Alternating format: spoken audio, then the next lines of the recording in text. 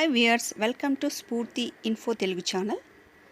ఈరోజు మన అంశం వచ్చేసి పాలిసెట్ ప్రీవియస్ ఎంట్రన్స్ పేపర్లోని మ్యాథ్స్ విభాగంలోని 1 to 30 క్వశ్చన్స్ యొక్క అనాలిసిస్ చూద్దాం. అయితే ముందుగా మీరు కనుక మా ఛానల్ ఫస్ట్ టైం చూస్తున్నట్లయితే లైక్ చేయండి, షేర్ చేయండి, సబ్స్క్రైబ్ చేసుకోండి. అలాగే దాని పక్కనే ఉన్న బెల్ ఐకాన్ నొక్కండి.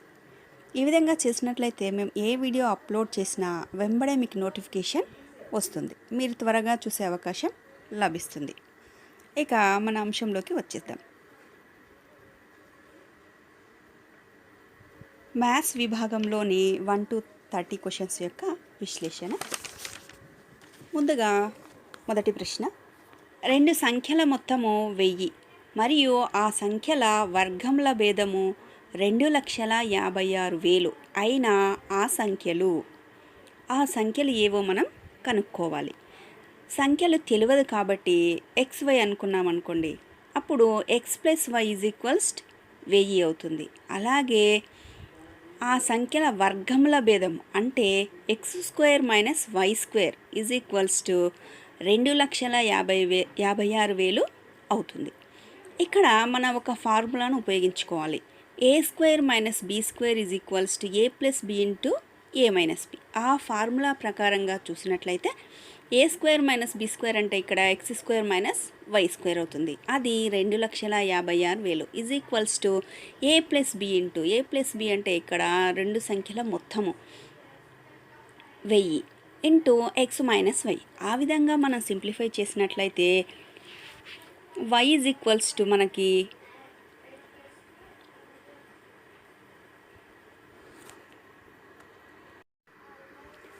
372 మరియు X = 628 అనేది రావడం జరుగుతుంది.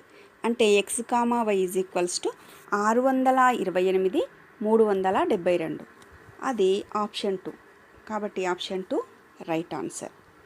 నెక్స్ట్ రెండవ ప్రశ్న, 141X + 93Y = 189 మరియు 93X + 141Y = 45 అను సమీకరణముల సాధన. ఇక్కడ X గుణకమన్నా Y గుణకమన్నా ఏదన్నా ఒక గుణకాన్ని సరిగ్గా సేమ్ చేసినట్లయితే మనకు వాటిని తీసివేయడం ద్వారా XY వాల్యూస్ రావడం అనేది జరుగుతుంది. కాబట్టి మనము మొదటి సమీకరణాన్ని 93 చేత, రెండవ సమీకరణాన్ని 141 చేత గుణించినట్లయితే అప్పుడు 93 × 141X + 93² Y = 93 × 189. తర్వాత రెండవ సమీకరణం 141 తోటి గుణించితే 91 × 141X + 141² Y = 45 × 141. ఈ విధంగానే రాసుకోవాలి. ఈ మైనస్ చేసినట్లయితే X గుణకం మొత్తం క్యాన్సిల్ అవుతుంది. అప్పుడు Y సింప్లిఫై చేస్తే Y = -1 అనేది వస్తుంది. దాని ద్వారా ఒక సమీకరణంలో ఈ Y విలువను ప్రతిక్షేపిస్తే మనకు X యొక్క విలువ 2 అనేది రావడం జరుగుతుంది. అంటే X2 Y -1 అంటే ఆప్షన్ 4 ఇది రైట్ ఆన్సర్. మూడవ లెక్క, 2X + 3Y = 7 మరియు 2AX + A + B × Y = 28 అను జత రేఖీయ సమీకరణములకు అనంత సాధనలున్న క్రింది వాటిలో ఏది సత్యము? ఇక్కడ రెండు జత రేఖీయ సమీకరణములకు అనంత సాధనలు ఉన్నప్పుడు A1/A2 = B1/B2 = C1/C2 అవుతుంది. సో ఇక్కడ A1 = 2, B1 = 3, C1 = 7. అలాగే A2 = 2A, B2 = A + B, C2 = 28 అనే విధంగా ఇక్కడ సమీకరణాలను బట్టి మనము గమనించవచ్చు. వాటిని ఈ ఫార్ములాలో మనము సబ్స్టిట్యూట్ చేసుకొని సింప్లిఫై చేసినట్లయితే A = 4, B = 8 అనేది వస్తుంది. అప్పుడు A, Bల మధ్య రిలేషన్ ఏ విధంగా ఉంటుంది? A4, B8. కాబట్టి 2A = B. ఇక్కడ సెకండ్ ఆప్షన్ పరిశీలించినట్లయితే B = 2A అంటే ఇది సరిపోతుంది. కాబట్టి సెకండ్ ఆప్షన్ రైట్ ఆన్సర్. నాలుగవ ప్రశ్న, రెండు వరుస పూర్ణ సంఖ్యల వర్గముల భేదము 13 అయిన ఆ సంఖ్యలోని పెద్ద సంఖ్య. ఇక్కడ సంఖ్యలు ఇవ్వలేదు కాబట్టి ఒక సంఖ్య ఏ అనుకున్నాం అనుకోండి, దాని వరుస సంఖ్య అంటే నెక్స్ట్ నెంబర్ అంటే a+1. ఒకటి ఏ అనుకుంటే రెండవది a+1 అవుతుంది. ఇక్కడ ఆ సంఖ్యల వర్గముల భేదము 13 అంటే a+1 whole square minus a square is equals to 13 అని దాని అర్థం. ఇప్పుడు దాన్ని సింప్లిఫై చేసినట్లయితే a+b హోల్ స్క్వేర్ లాగా దాన్ని విడదీసుకుంటే a square +1 + 2a minus a square is equals 13. ఆ విధంగా మనం సింప్లిఫై చేస్తే a ఈజ్ ఈక్వల్స్ టు 6 వస్తుంది. అప్పుడు a+1 7 అవుతుంది. సో పెద్ద సంఖ్య ఏమవుతుంది? 7 అవుతుంది. అంటే ఆప్షన్ 3 రైట్ ఆన్సర్. 5వ లెక్క 2x minus 3/x is equals to 5 అయినా x ఈజ్ ఈక్వల్స్ ఇక్కడ దీన్ని సింప్లిఫై చేస్తే 2x² - 3 is equals to 5x అవుతుంది. అప్పుడు వీటి యొక్క రూట్స్ మనం కనుక్కున్నట్లయితే -1/2, 3 అనేది వస్తుంది. That is option 3. 6వ లెక్క ax² + bx + c అనేది ఖచ్చితమైన వర్గమైన b² ఈజ్ ఈక్వల్స్ టు, ఇది direct b² is equals to 4ac అవుతుంది. ఖచ్చితమైన వర్గమైనప్పుడు b² is equals to 4ac అంటే ఆప్షన్ 1 రైట్ ఆన్సర్. 7వ లెక్క 63, 65, 67 మరియు 3, 10, 17 శ్రేణుల ఎన్నవ పదములు సమానమైన n విలువ. ఇక్కడ nth టర్మ్ ఎన్నవ పదం ఫార్ములా a + n - 1 × d. ఆ విధంగా మొదటి శ్రేణికి రెండవ శ్రేణులకి ఎన్నవ పదములను రాసుకొని వాటిని సమానం చేసుకొని సింప్లిఫై చేస్తే ఇక్కడ మొదటి శ్రేణికి ఏమవుతుంది? a అంటే 63 అవుతుంది. ఇక్కడ d అంతరం ఎంత ఉంది? 2 ఉంది. కాబట్టి 63 + n - 1 × 2 is equals to second శ్రేణిలోని ఎన్నో పదం ఫార్ములా a 3 అవుతుంది. ఇక్కడ d ఎంత అవుతుంది? 7 అవుతుంది. కాబట్టి 3 + n - 1 × 7. ఈ విధంగా వాటిని ఈక్వల్ చేసుకొని మనం సింప్లిఫై చేసినట్లయితే n ఈజ్ ఈక్వల్స్ టు 13 వస్తుంది. అంటే నాలుగో ఆప్షన్ రైట్ ఆన్సర్.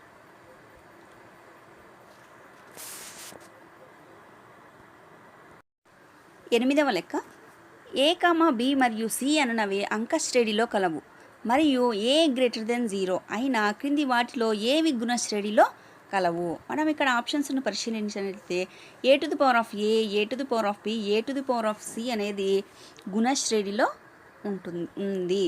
కాబట్టి ఆప్షన్ 4 రైట్ ఆన్సర్. 9వ లెక్క ఒక గుణశ్రేణిలో 3వ మరియు 6వ పదములు వరుసగా 24 మరియు 192 అయినా ఆ శ్రేణిలోని 10వ పదము. ఇక్కడ మనం గుణశ్రేణిని ముందుగా సూచించుకోవాలి. ఏ విధంగా అంటే మొదటి పదం a, రెండవ పదం ar, మూడవ పదం ar², నాలుగవ పదం ar³. ఈ విధంగా డాష్ డాష్ డాష్ డాష్. ఆ విధంగా అనుకున్నట్లయితే మనకు 3వ పదం ఇచ్చిండు, 6వ పదం ఇచ్చిండు. అంటే 3వ పదం అంటే ar². ar² is equals to 24. అదేవిధంగా 6వ పదం అంటే ar⁵ ఈజ్ ఈక్వల్స్ 192 ఇవ్వడం జరిగింది. ఇప్పుడు 6వ పదం బై 3వ పదం అంటే ar⁵ ar² చేసినట్లయితే r³ ఈజ్ ఈక్వల్స్ 8 వస్తుంది. r ఈజ్ ఈక్వల్స్ టు 2 వస్తుంది. ఇప్పుడు r వాల్యూని ar⁵ ఈజ్ ఈక్వల్స్ 24లో మనం ప్రతిక్షేపణ చేసినట్లయితే a యొక్క వాల్యూ 6 వస్తుంది. ఇప్పుడు మనకు a తెలుసు, r తెలుసు.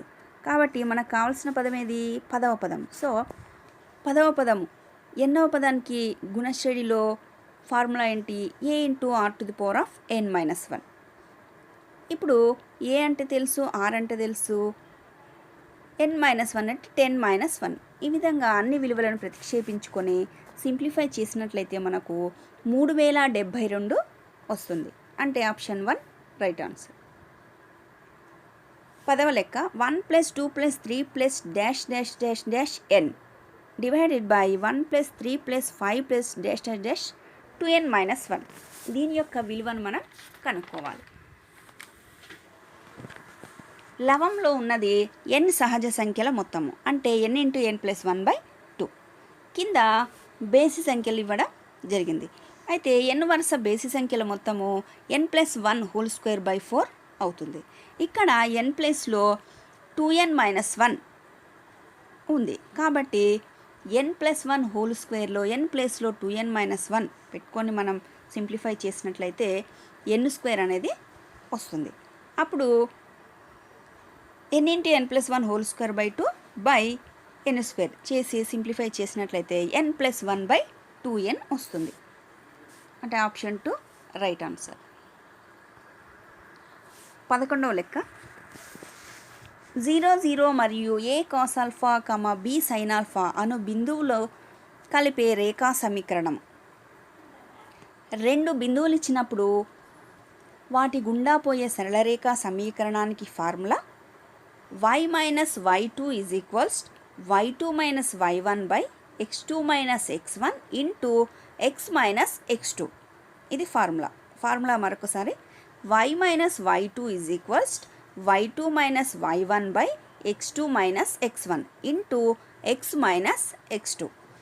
ఈ ఫార్ములాలో మనము ఇక్కడ ఇచ్చినటువంటి బిందువులను x1 y1 x2 y2 అనుకొని సబ్స్టిట్యూట్ చేసినట్లయితే ay bx tan ఆల్ఫా చివరగా అది వస్తుంది. ay bx tan alpha, that is option 1 right answer. 12వ లెక్క a, b + c, b, c + a మరియు c, a + b అను బిందువులచే ఏర్పడిన త్రిభుజ వైశాల్యము. ఇక్కడ 3 బిందువులు ఇచ్చినప్పుడు త్రిభుజం యొక్క వైశాల్యం formula ½ mod x1 × y2 - y3 plus x2 × y3 - y1 plus x3 × y1 - y2 mod. Formula మరొకసారి 3 బిందువులు ఇచ్చినప్పుడు త్రిభుజ వైశాల్యము ½ mod x1 × y2 - y3 plus x2 × y3 - y1 plus x3 × y1 - y2 mod. ఇది ఫార్ములా. ఈ ఫార్ములాలో మనము ఇక్కడ ఇచ్చినటువంటి బిందువులను x1 y1 x2 y2 x3 y3 అనుకొని ఆ ప్లేస్లలో సబ్స్టిట్యూట్ చేసి సింప్లిఫై చేస్తే 0 వస్తుంది. Option 4 right answer. 13వ లెక్క క్రింది బిందువులలో ఏ బిందువు మూల బిందువుకు దగ్గరగా కలదు. మూల బిందువు అంటే 0, 0 నుంచి ఇక్కడ ఉన్నటువంటి బిందువులలో ఏది దగ్గరగా ఉంటుంది అంటే మూల బిందువు నుంచి ఇక్కడ ఇచ్చినటువంటి బిందువులకి మధ్య దూరం కనుక్కుంటే దేని యొక్క మధ్య దూరం తక్కువగా ఉంటుందో అది మూల బిందువుకు దగ్గరగా ఉంటుంది. కాబట్టి మనం 0 0 నుంచి 2, -1కి 0 నుంచి 3, -1కి 0 0 నుంచి 5, 0కి 0 0 నుంచి 2, -3కి బిందువుల మధ్య దూరాలను కనుక్కోవాలి. బిందువుల మధ్య దూరానికి సూత్రము, రెండు బిందువులు ఇచ్చినప్పుడు వాటి యొక్క మధ్య దూరం యొక్క formula √(x2 - x1) plus y2 - y1 ఈ ఫార్ములాలో ప్రతిక్షేపించుకొని మనం రెండు బిందువుల యొక్క మధ్య దూరాలను కనుక్కున్నట్లయితే ఫస్ట్ 0, 0, 2, -1ల యొక్క మధ్య దూరము √5 వస్తుంది. తర్వాత రెండో బిందువు కనుక్కుంటే √10 వస్తుంది. తర్వాత 5 వస్తుంది. తర్వాత 13 వస్తుంది. ఈ విధంగా నాలుగిటిని కనుక్కున్న తర్వాత అన్నిటికంటే చిన్నగా ఉన్నది √5. కాబట్టి 0, 0, 2, -1ల మధ్య దూరము తక్కువ ఉంది కాబట్టి అది మూల బిందువుకు దగ్గరగా ఉంటుంది. అంటే ఆప్షన్ 1 రైట్ ఆన్సర్. 14వ లెక్క a, 0, 0, b మరియు 1, 1 అను బిందువులు సరేఖీయాలైతే 1/a + 1/b = ఇక్కడ 3 బిందువులు సరేఖీయాలు అంటే సేమ్ రేఖపై ఉంటాయి అన్నీ. కాబట్టి ఆ రేఖపై ఉన్నటువంటి బిందువులను ఏ రెండు బిందువుల మధ్య యొక్క వాలు తీసుకున్నా మిగతా రెండు బిందువుల మధ్య వాలు కూడా రెండు సమానంగా ఉంటాయన్నమాట. ఫస్ట్ a, 0, 0, bల యొక్క వాలు కనుక్కోవాలి. తర్వాత 0, b 1, 1ల యొక్క వాలును కనుక్కోవాలి. ఇక్కడ వాలు యొక్క ఫార్ములా y2 - y1/x2 - x1గా తీసుకోవాలి. ఆ విధంగా తీసుకున్నట్లయితే a, 0, 0, bల యొక్క వాలు -b/a వస్తుంది. అదేవిధంగా 0, b 1, 1ల యొక్క వాలు 1 - b వస్తుంది. ఇప్పుడు రెండింటి యొక్క వాలులు సమానం కాబట్టి 1 minus B is equals to minus B by A అవుతుంది. ఆ విధంగా వాటిని సింప్లిఫై చేసినట్లయితే మనకు 1 by B plus 1 by A is equals to 1 అనేది వస్తుంది. అంటే ఆప్షన్ 4 రైట్ ఆన్సర్. 15వ లెక్క 4, -7 మరియు 1, -5 బిందువుల గుండా పోయే సరళ రేఖ సమీకరణం. 2 బిందువులు ఇచ్చినప్పుడు వాటి గుండా పోయే సరళ రేఖ సమీకరణం యొక్క formula y minus y2 is equals y2 minus y1 by x2 minus x1 into x minus x2. ఇక్కడ ఇచ్చినటువంటి బిందువులు x1 y1 x2 y2 అనుకొని ఈ ఫార్ములాలో మనం సబ్స్టిట్యూట్ చేసి సింప్లిఫై చేసినట్లయితే చివరగా వచ్చినటువంటి సమీకరణం ఏంటంటే 2x + 3y + 13 is equals 0. Option 3 అనేది వస్తుంది. 16వ లెక్క 3x - 2y + 1 ఈజ్ ఈక్వల్స్ 0 అను రేఖకు సమాంతరంగా గల రేఖ యొక్క వాలు. ఈ సమీకరణాన్ని మనము 3x - 2y + 1 ఈజ్ ఈక్వల్స్ 0 ఇది సమీకరణం, ఇచ్చినటువంటి సమీకరణం. దీన్ని మనం కొంచెం మాడిఫై చేసి y is equals mx + c రూపంలో రాసుకున్నట్లయితే 3x + 1 ఈజ్ ఈక్వల్స్ 2y అవుతుంది. అప్పుడు y ఈజ్ ఈక్వల్స్ 3x + 1/2 అవుతుంది. అప్పుడు y ఈజ్ ఈక్వల్స్ 3x + 1/2 అవుతుంది. ఇది y is equals mx + c రూపంలో ఉంది కాబట్టి వాలు m యొక్క m అవుతుంది. అంటే x యొక్క గుణకం అది 3/2. ఈ రేఖ యొక్క వాలు దానికి సమాంతరంగా ఉన్న యొక్క రేఖ వాలు కూడా సమానంగా అవుతుంది. కాబట్టి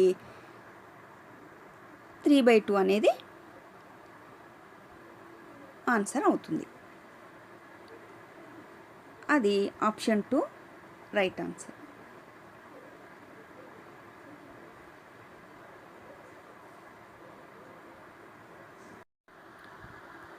17వ లెక్క త్రిభుజం ఏబిసి ఒక సమబాహు త్రిభుజంలో ఏడి పర్పెండిక్యులర్ టు బీసీ అయితే ఏడి స్క్వేర్. ముందుగా ఇచ్చిన డేటాను పరిశీలించినట్లయితే ఏబిసి అనేది ఒక సమబాహు త్రిభుజం, అంటే అన్ని భుజాలు సమానంగా కలిగినటువంటి త్రిభుజం. దీనిలో ఏడి అనేది బీసీకి లంబము, అంటే ఏడి ఇది బీసీకి లంబము. అప్పుడు ఏడి స్క్వేర్ మనను కనుక్కోమంటున్నాం. అంటే ఇది ఏడి అంటే ఇది ఏడి స్క్వేర్ను కనుక్కోమంటున్నాం. ఇక్కడ మనకు ఇది లంబం అవుతుంది కాబట్టి ఏడి అనేది ఇక్కడ 2 లంబకోణ త్రిభుజాలు ఏర్పడుతున్నవి. అవి ఏడిసి మరియు ఏడిబి అనేవి 2 లంబకోణ త్రిభుజాలు ఏర్పడుతున్నవి.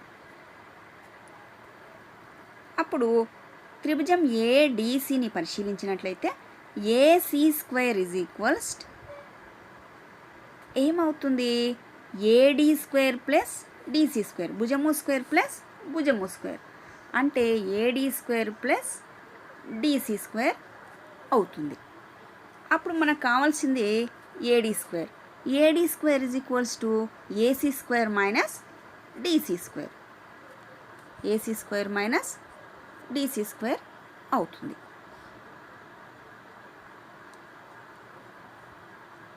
ఇక్కడ డిసి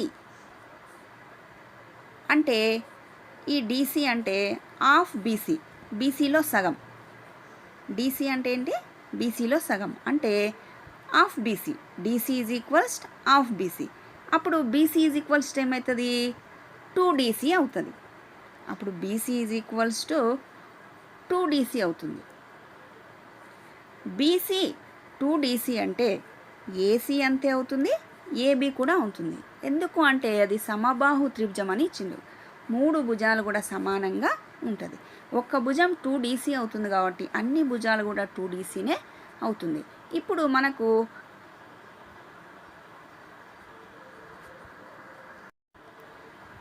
ఇక్కడ ఉన్నటువంటి ఈ ఏసీ ప్లేస్లో 2DCని మనం ప్రతిక్షేపించినట్లయితే 2DC whole square minus DC square.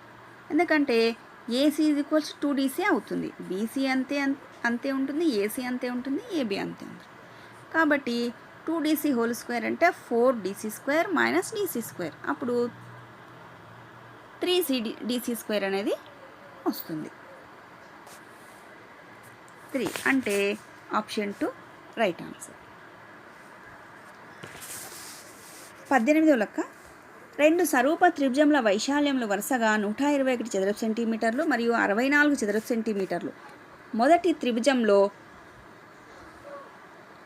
మధ్యగత రేఖ పొడవు 12.1 సెంటీమీటర్లు అయిన రెండవ త్రిభుజంలోని మధ్యగత రేఖ పొడవు.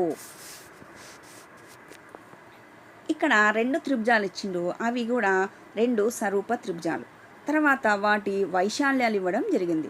మొదటి దాని వైశాల్యం 121, రెండవ దాని వైశాల్యం 64 చదరపు సెంటీమీటర్లుగా ఇవ్వడం జరిగింది. తర్వాత మొదటి త్రిభుజంలో మధ్యగత రేఖ అంటే ఈ విధంగా త్రిభుజం ఉంటే ఈ మధ్యగత రేఖ యొక్క పొడవు ఒక శీర్షం నుండి ఎదుటి భుజం యొక్క మధ్య బిందువు మీదకి గీసినటువంటి గీత ఇది మధ్యగత రేఖ అవుతుంది.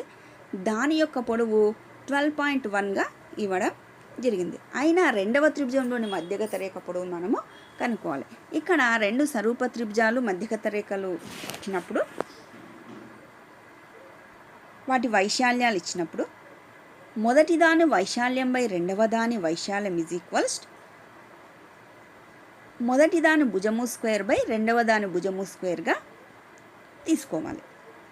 అంటే 121/64 ఈజ్ ఈక్వల్స్ ఇక్కడ మధ్యగత రేఖ 12.1 హోల్ స్క్వేర్ తీసుకోవచ్చు, ఒక భుజంగా దీన్ని తీసుకోవచ్చు. 12.1 హోల్ స్క్వేర్ బై ఇంకొకటి మనకు తెలియదు కాబట్టి ఎక్స్ స్క్వేర్గా తీసుకోవాలి.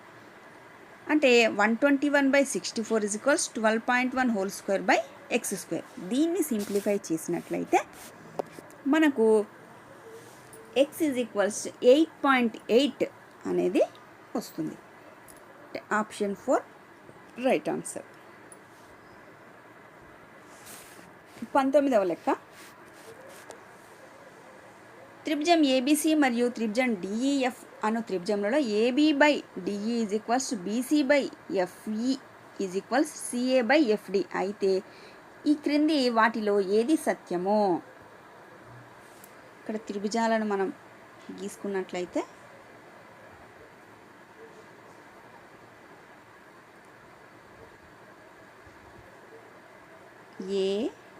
ABC DEF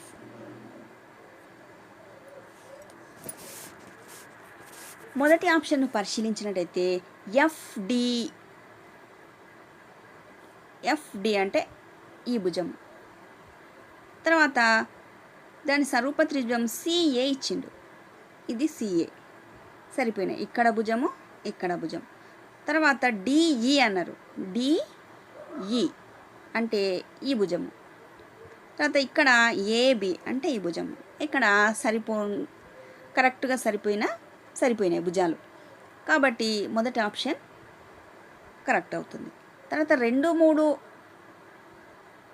సరిపోవు, ఎందుకంటే FDE అని ఇచ్చిండు, FD అంటే ఇది అవుతుంది. ఇక్కడ AB ఇచ్చిండు అంటే ఇది అవుతుంది, ఇవి ఆపోజిట్ సైడ్ అవుతుంది, కాబట్టి ఇది రాంగ్. అదేవిధంగా మూడవ దాన్ని పరిశీలించినట్లయితే BCA, ఫస్ట్ది BC అంటే కిందిది అవుతుంది, ఇక్కడ FD అంటే ఈ పక్కది అవుతుంది, కాబట్టి ఇది సరి అయింది కాదు. సో ఫస్ట్ ఆప్షన్ అనేది రైట్ ఆన్సర్.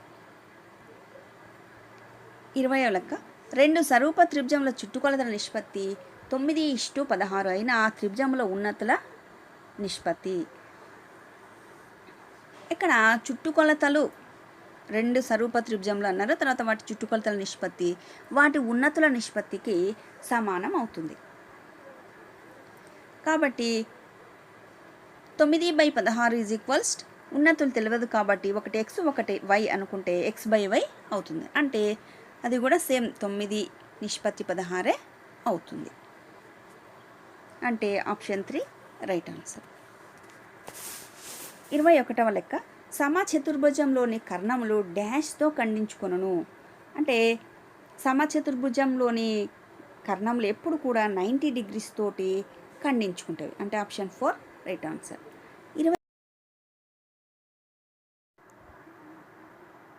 22వ లెక్క. క్రింది పటంలో ఏబిసిడి అనునది 7 సెంటీమీటర్ల భుజంగా గల చతురస్రము. ఏపీడి మరియు బీపీసీ అనునవి అర్ధవృత్తములు అయిన షేడ్ చేయబడిన ప్రాంతం యొక్క వైశాల్యము కనుక్కోవాలి మనం.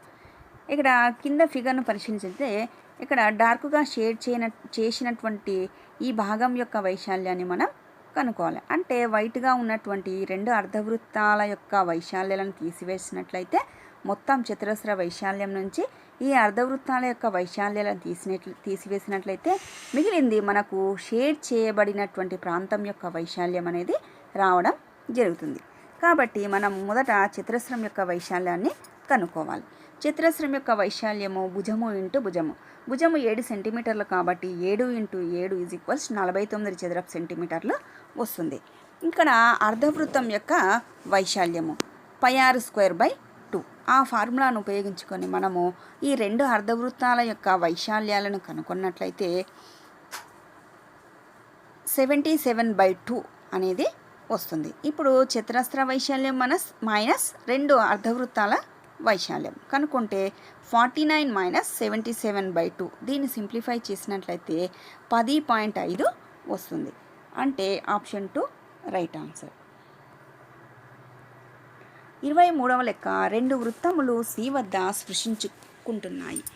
ఏబి మరియు సిడి అనునవి ఆ వృత్తములకు ఉమ్మడి స్పర్శరేఖలు మరియు డి అనునది ఏబి రేఖపై ఒక బిందువు. సిడి = 4 సెంటీమీటర్ల అయిన ఏబి పొడవు.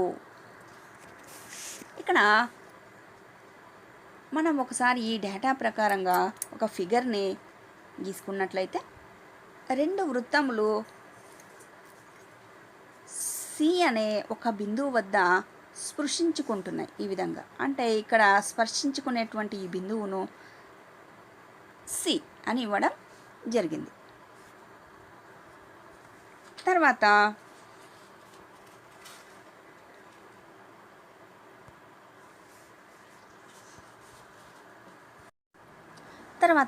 ఏబిసిడి అనునవి ఆ వృత్తములకు ఉమ్మడి స్పర్శరేఖలు. వాటిని ఏ విధంగా గీసుకోవాలో గమనించండి. ఏబి అంటే ఇక్కడ ఏ, ఇక్కడ బి, ఈ 2 పాయింట్స్ దగ్గర ఈ వృత్తాలను స్పృశిస్తున్నవి. ఇది ఏబి అనేటువంటి ఉమ్మడి స్పర్శరేఖ. అదేవిధంగా సిడి అనేది ఇంకొక ఉమ్మడి స్పర్శరేఖ, రెండింటికి కూడా చెందాలి. సి ఇక్కడ ఉంది కదా. డి అనేది ఇక్కడ ఏబి రేఖపై ఒక బిందువు. అంటే ఈ విధంగా ఇది ఏబి పైన ఉంటుంది. అంటే ఇక్కడ ఇది డి అవుతుంది. ఈ వృత్త కేంద్రం ఈ విధంగా ఉందనుకోండి. అప్పుడు మనము సిడి = ఇవ్వడం జరిగింది. ఈ సి నుంచి డి వరకు ఉన్నటువంటి దూరము 4 సెంటీమీటర్లను ఇవ్వడం జరిగింది. ఇప్పుడు ఏబి యొక్క పొడవును మనము కనుక్కోవాలి. అయితే 2 స్పర్శరేఖలు ఈ విధంగా ఖండించుకున్నప్పుడు ఈ స్పర్శ బిందువు నుంచి ఈ వృత్తం యొక్క స్పర్శ బిందువు గల ఈ ఖండన బిందువు, ఈ 2 రేఖల యొక్క ఖండన బిందువు నుంచి ఈ వృత్తం యొక్క స్పర్శ బిందువున గల దూరాలు సమానం అవుతుంది. అంటే ఏడి డిసి సమానం అవుతుంది. డిసి 4 కాబట్టి ఏడి కూడా 4 అవుతుంది. అదేవిధంగా ఈ వైపు మనం పరిశీలించినట్లయితే ఇది ఖండన బిందువు కాబట్టి ఈ డిబి తర్వాత ఈ డిసి ఇది కూడా సమానం అవుతుంది. అంటే ఇది కూడా 4 అవుతుంది. అంటే 4 + 4 8 అవుతుంది. అంటే ఆప్షన్ 3 రైట్ ఆన్సర్. 24వ లెక్క. ఓ కేంద్రంగా గల వృత్తమునకు పి అను బిందువు నుండి పిఏ మరియు పిబి అను స్పర్శ రేఖలు కలవు. అవి పరస్పరము 80 డిగ్రీల కోణం చేయుచున్న యాంగిల్ పిఓఏ = ఎంత అది కనుక్కోవాలి. ఇక్కడ ఒక వృత్తం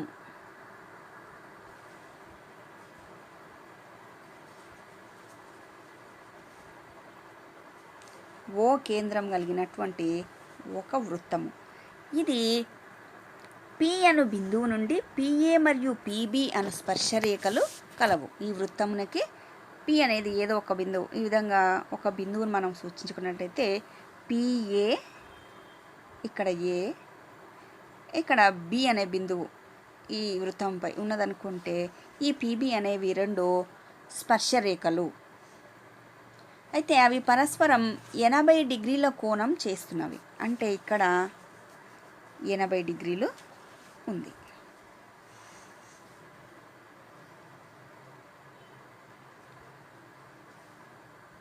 ఈ విధంగా మనం గీసినట్లయితే ఇక్కడ ఒక త్రిభుజం అనేది ఏర్పడుతుంది. మనకు పిఓఏ, మనకు కావాల్సినటువంటి యాంగిల్ ఏంటిది? పిఓఏ. ఇది మనం కనుక్కోవాలి.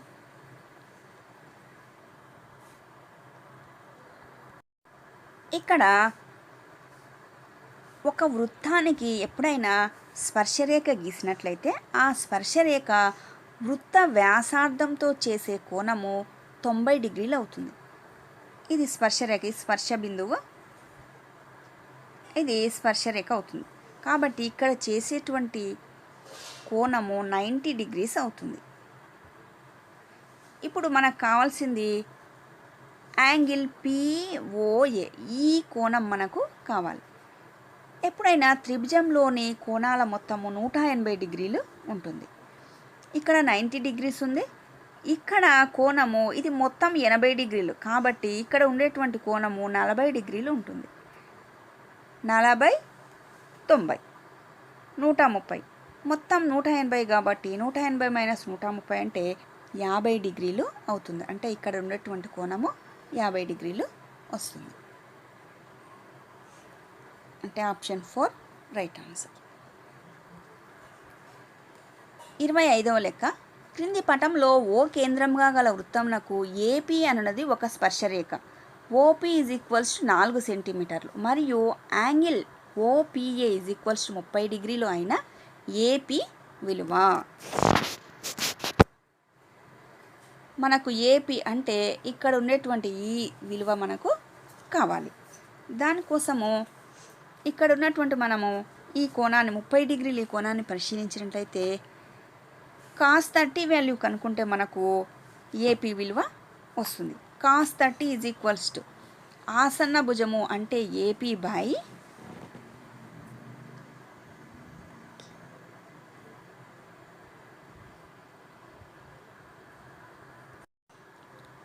ఓపీ అవుతుంది. అంటే కాస్ టీటా ఈజ్ ఈక్వల్స్ ఆసన్న భుజము బై కర్ణము. ఆ ఫార్ములాలో మనం ఉపయోగించుకున్నట్లయితే కాస్ 30 అంటే √3/2 is equals to AP by 4. OP అంటే ఇక్కడ మనకి ఇవ్వడం జరిగింది 4 అని. కాబట్టి ఏపీ ఈజ్ ఈక్వల్స్ టు 2√3 వస్తుంది. That is option 3. 26వ లెక్క. అర్ధవృత్తంలోని కోణము. ఇది 180 డిగ్రీస్ ఉంటుంది. పూర్తి వృత్తం అయితే 360 కాబట్టి అర్ధవృత్తంలోని కోణము 180 డిగ్రీస్. 27వ లెక్క. ఒక స్తూపం యొక్క ఘనపరిమాణము మరియు వక్రతల వైశాల్యములు వరుసగా 49,896 ఘనపు సెంటీమీటర్లు మరియు 4,752 చదరపు సెంటీమీటర్లు అయిన దాని వ్యాసార్థము. ఇక్కడ స్తూపం యొక్క వక్రతల వైశాల్యము అంటే 2πRh ఈజ్ ఈక్వల్స్ టు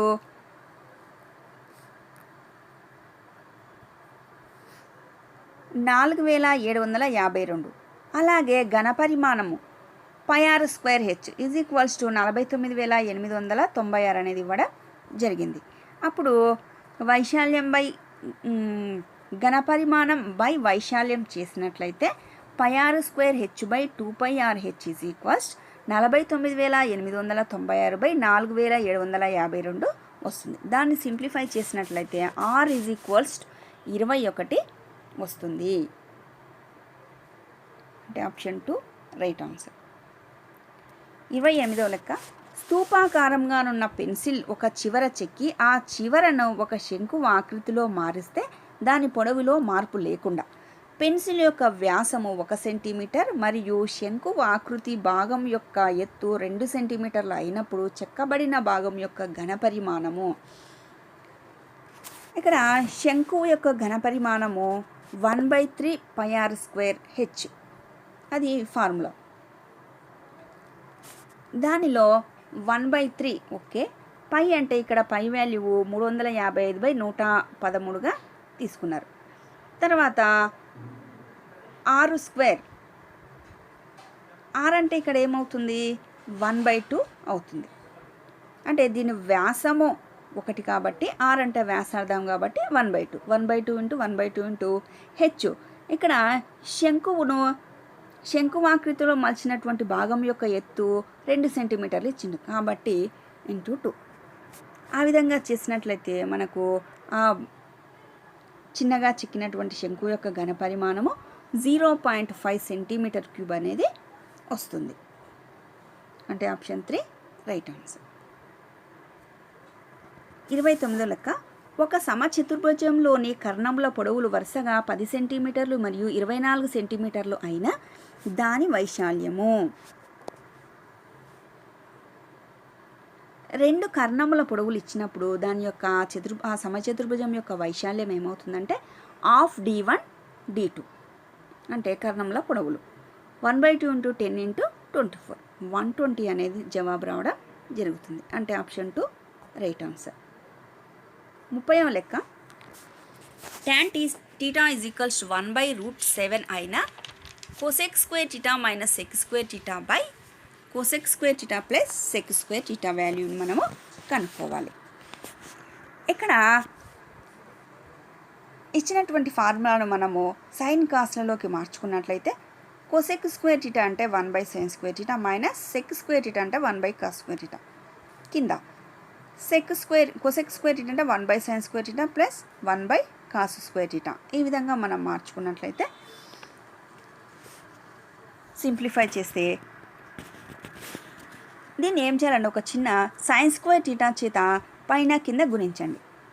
అప్పుడు ఏమవుతుంది, sin² క్యాన్సిల్ అయ్యి 1 - sin² θ cos² θ whole by 1 + sin² θ cos² θ వస్తుంది. అప్పుడు sin² θ cos² θ అంటే tan² θ. సో 1 - tan² θ 1 + tan² θ అంటే 1 - tan వాల్యూ మనకి ఇచ్చింది ఇక్కడ tan θ. 1 - 1/7/1 + 1/7 దట్ ఈజ్ 6/8 అంటే 3/4 వస్తుంది.